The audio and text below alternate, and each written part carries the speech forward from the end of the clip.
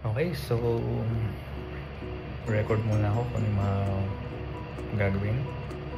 So first time ako magre-record ng video, at dahil nagkaroon ako ng sakit sa gallbladder, nagkaroon ng gallstone.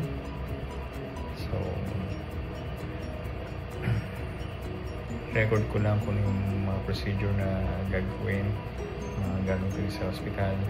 So ito yung unang araw na confine ako ng February 9, 2025,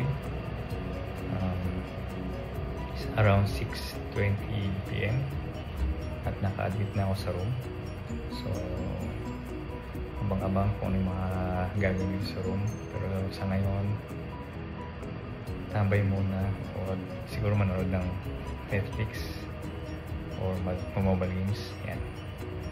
So waiting na ako kung ano yung mga next procedure na gagawin. So tambay lang muna tayo dito.